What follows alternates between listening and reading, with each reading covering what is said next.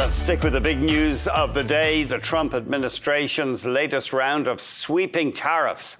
Our guest says it could make it harder, more expensive to buy a home. We're joined by Rishard Rameez, CEO and founder of Zown.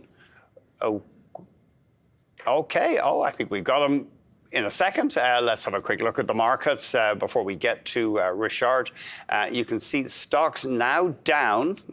They've been down actually all day, partly because of signs of a weakening U.S. labor market. Backdated data pointed to weakness over the past 3 months in the U.S. economy. Now, of course, that could point to a greater likelihood of interest rate cuts. However, the market not taking comfort from that right now. I'm just looking at some stocks on the move in Canada. Interestingly, we've seen Brookfield Renewable losing some altitude today, down around 6%. Brookfield Renewable, though, BEP.UN has been a major winner lately. I'm not sure if that's partly because of cooling enthusiasm over massive electric demand needed to power AI centers or data centers. Brookfield has been a big player in that. I think we can get now to Rishard Rameez, CEO and founder of Zown. And Zown is an online real estate brokerage platform. It also helps people get hold of mortgages. Rishard, thanks for joining us. You are concerned that these tariffs could drive up the price of buying a home. Is that because they would apply to building materials?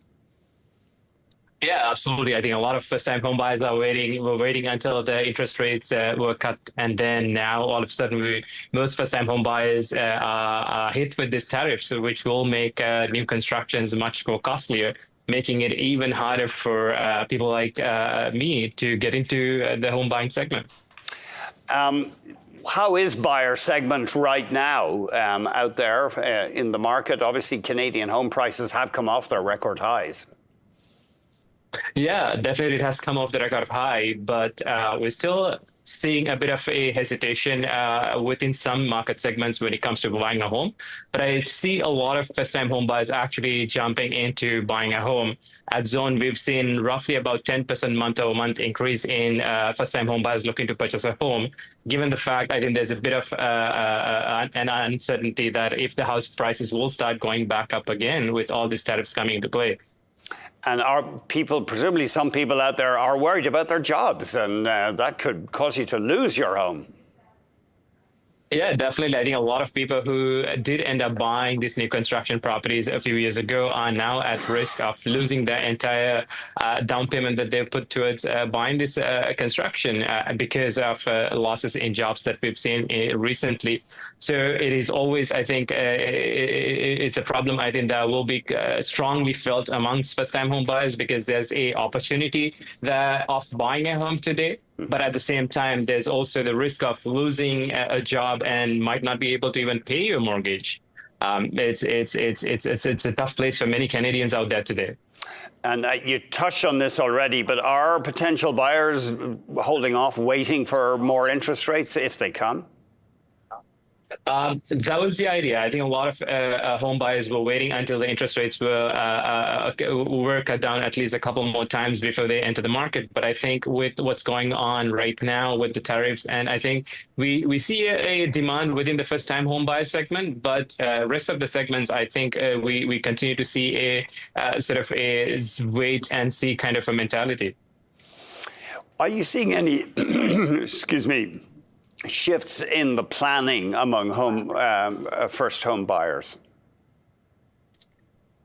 We do see a shift in planning. I think we've seen at Zown now a lot of people who were looking at buying a home within the next 6 to 12 months essentially coming back to us and saying, hey, we might actually buy within the next 30 to 60 days, which I think is a byproduct of what's happening in the market today. And sort of there's this fear in the Canadian market, if we wait for too long, are we going to be waiting forever? Tell us a bit about Zown. You say you offer support right through the home buying process, partly by exploiting AI. So how do you make money? Absolutely. I think if you look at essentially buying a home, an average price of $1 million, there's about 2.5%, which is $25,000 that is baked in as real estate commissions. But again, buying a home isn't necessarily a rocket science. You look at properties online, you find the property that you want to purchase, you go look at these properties, place an offer and negotiate and get it accepted.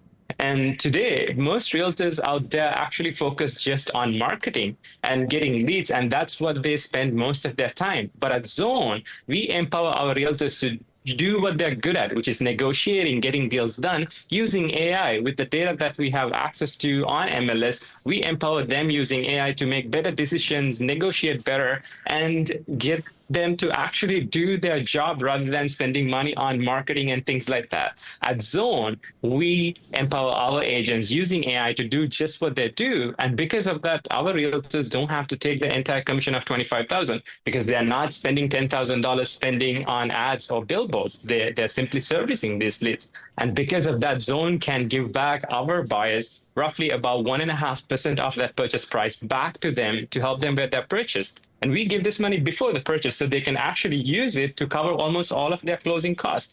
We've completed over 300 plus transactions and not a single buyer has had to pay their closing cost out of their pocket. Just finally, we're hearing a lot, especially in Toronto, about a sliding condo market, a very low demand for smaller condos. Can you cast any light on that?